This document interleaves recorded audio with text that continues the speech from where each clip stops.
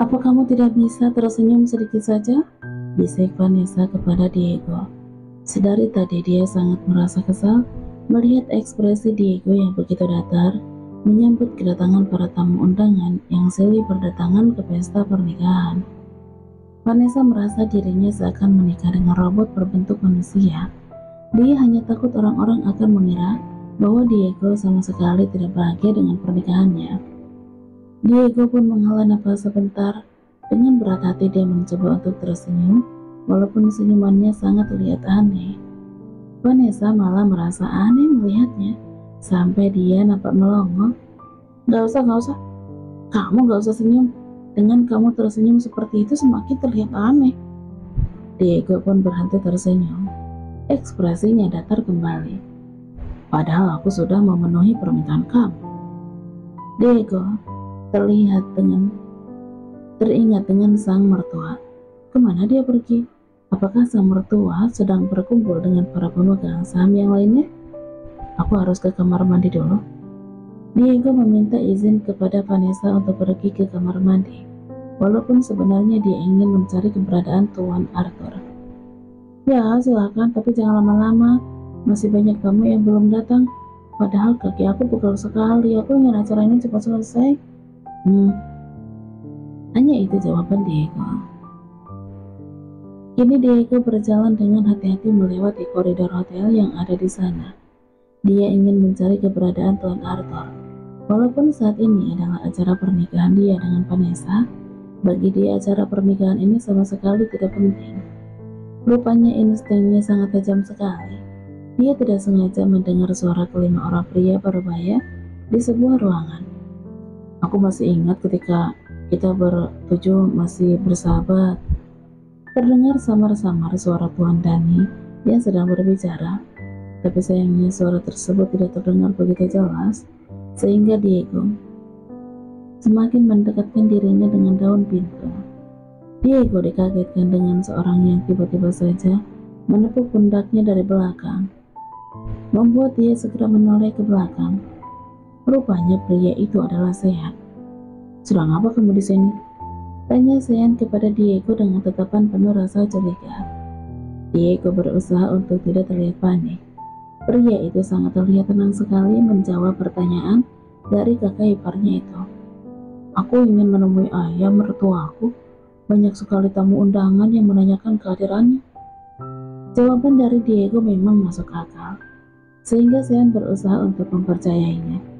Biar nanti aku yang akan menyampaikannya. Lebih baik kamu temani adikmu. Diego menganggukkan kepalanya. Dia pun segera pergi.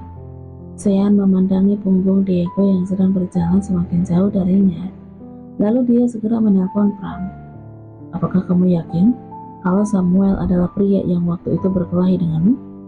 Tanya Sean kepada Pram. Iya tuan, sepertinya dia bukan orang biasa. Dia sangat terlatih sampai bisa mengalahkan keempat anak buahku. Jawab Pram. Sean pun berkata di dalam hatinya, Samuel, siapakah kamu sebenarnya? Malam ini adalah malam yang sangat melelahkan bagi Diego dan Vanessa, sehingga mereka segera beristirahat di dalam kamar hotel yang telah dipersiapkan. Mau tidak mau malam ini mereka harus bermalam di sana. Kalau mereka menolak, yang ada orang lain akan curiga dengan pernikahan mereka. Kamar tersebut telah dihiasi dengan bunga mawar berwarna putih, sangat wangi. Vanessa sangat terlihat tegang. Mungkin untuk pertama kalinya dia berduaan dengan seorang pria di dalam kamar. Padahal status Diego saat ini sudah resmi menjadi suaminya. Sementara Diego, pria itu terlihat biasa saja, malah sibuk memainkan ponselnya. Ponselmu lumayan mahal loh harganya. Dari mana kamu mendapatkan uang untuk membeli ponsel semahal itu? Tanya Vanessa penasaran. Saat ini mereka berdua sedang sama-sama duduk di sofa yang berbeda, karena mereka ingin menjaga jarak. Zaman sekarang gampang sekali untuk mendapatkan ponsel yang harganya mahal, tentu saja dengan mengkredit. Jawab Diego dengan nada kesal. Vanessa adalah wanita yang sangat teliti, sampai menelisik apapun yang dia punya. Vanessa pun tertawa kecil. Dia hampir saja lupa Mungkin Diego memang termasuk tipe kaum pria yang memiliki gaya elit, ekonomi sulit. Gaya seperti itu memang sudah merajalela, padahal tidak punya uang tapi memaksakan diri untuk mengkredit barang-barang yang mewah. Pantas saja jika penampilan Diego memang sangat terlihat cool dan menarik, didukung dengan wajahnya yang sangat tampan. Hampir saja Vanessa merasa tertipu. Dia pikir Diego adalah seorang CEO. Vanessa ingin sekali mandi, tapi dia sangat malu kalau ada Diego di dalam kamar itu. Apakah kamu bisa keluar sebentar? Aku mau mandi. Padahal Diego sangat ingin sekali beristirahat. Terpaksa dia harus mengiyakan. Berapa lama? Paling hanya 1 jam, gak akan lama kok, jawab Vanessa. Diego hanya menganggukkan kepalanya. Dia pun segera pergi meninggalkan kamar hotel tersebut.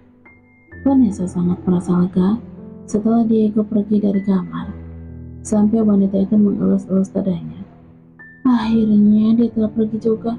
Aku tidak boleh berpenampilan seksi di depan dia. Walaupun Diego sikapnya sangat dingin sekali, tapi bagi Vanessa, Diego tetaplah seorang pria yang sewaktu-waktu bisa saja menyerangnya kalau melihat Vanessa berpenampilan seksi. Kecuali kalau Diego bukanlah pria normal alias kaum pelangi. Saat ini Diego sedang berada di atas rooftop.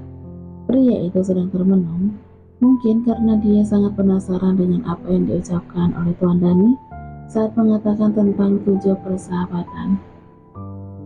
Diego memang mengetahui dari Tuan Leo kalau Tuan Leo, ayahnya dan kelima pemegang saham di Murphy Group sudah lama bersahabat.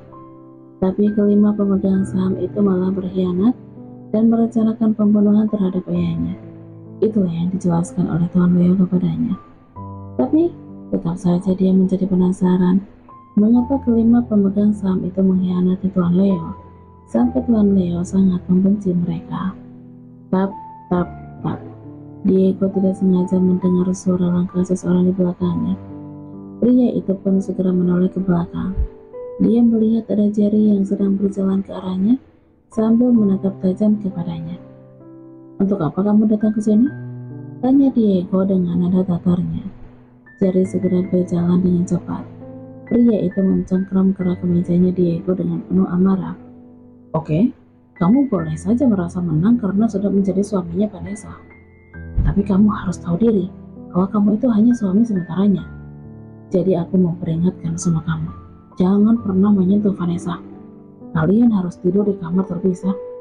Tujuan kalian menikah hanya untuk kamu membawa bayi itu pergi, kan?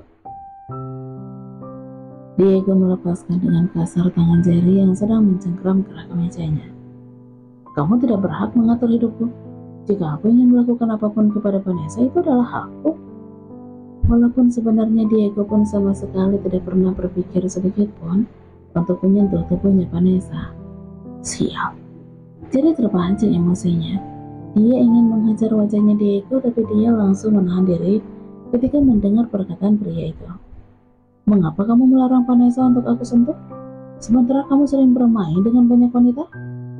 Diego mengatakannya sambil tersenyum sengit. Tangan Jerry nampak gemetaran. Dia segera menurunkan tangannya. Pria itu terlihat sangat gelagapan. Mungkin karena rahasianya telah terbongkar. Dia sangat takut Tuan Arthur mengetahui kelakuan yang bejatnya itu. Walaupun Jerry tidak paham dari mana Diego mengetahui akan semua itu. Diego pun menepuk-nepuk pundaknya Jerry sambil tersenyum miring. Mungkin karena dia sangat merasa puas melihat Jerry yang nampak sedang kelimpungan gara-gara rahasia bejatnya telah diketahui oleh Diego. Bagi Diego, mencari informasi tentang Jerry adalah suatu hal yang sangat mudah, seakan hanya tinggal mencetikkan jarinya saja. Karena sudah 1 jam Diego berada di rooftop, Diego memutuskan untuk kembali ke kamar pengantin. Sedangkan Jerry, pria itu terus saja mengumpat sepuas mungkin untuk melampiaskan kekesalannya. Sementara itu Vanessa belum selesai mandi. Dia masih mengguyur seluruh tubuhnya dengan butiran air shower yang mengalir membasahi tubuhnya. Sangat segar sekali. Vanessa merasakan tubuhnya benar-benar segar setelah seharian harus memakai pakaian pengantin. Rasa lelah pun kini telah perlahan mulai menghilang. Dia benar-benar sangat merasakan tubuhnya segar setelah mandi malam, membuat seluruh energinya terkumpul kembali. Tiba-tiba Vanessa teringat dengan Diego. Mungkin sampai kini dia sangat merasa heran mengapa ada sosok manusia yang ekspresinya sangat dingin seperti itu. Aku benar-benar penasaran, apa dia beneran manusia? Gumamnya. Vanessa menggelengkan kepalanya. Untuk apa juga memikirkan pria itu? Ia segera meraih handuknya. Lalu dia melilitkan handuk yang berwarna putih tersebut menutupi tubuhnya dari area dada sampai ke paha. Bahkan wanita itu bernyanyi, walaupun suaranya fals. Mungkin karena memang sudah menjadi kebiasaannya setiap kali dia mandi, pasti sambil bernyanyi. Vanessa pun segera keluar dari kamar mandi, sambil berjingkrak-jingkrak dan bernyanyi, mengepalkan tangannya untuk dia jadikan seolah-olah tangannya itu mic speaker. Vanessa yang sedang berjingkrak-jingkrak sambil bernyanyi, tiba-tiba dia menjerit seketika. Dia membalikkan badannya menghadap sofa. Dia melihat Diego yang sedang minum whisky. Pria itu memperlihatkan wajah tanpa berdosanya, dengan begitu tenang memandangi Vanessa yang sedang menjerit. Apesnya saking kagetnya handuk yang sedang dikenakan oleh Vanessa melorot ke bawah. Pluk, membuat Vanessa menjerit sejadi-jadinya. Mungkin Vanessa mengira bahwa Diego masih berada di luar kamar, sehingga dia berani menari dan bernyanyi seperti itu. Sedangkan Diego, karena Vanessa hanya mengatakan bahwa dia mempersilahkan Diego untuk kembali setelah dia memberikan waktu selama 1 jam, sehingga dia segera kembali ke kamar pengantin. Setelah 1 jam dia menunggu di rooftop hotel. Diego memang seorang yang sangat tepat waktu.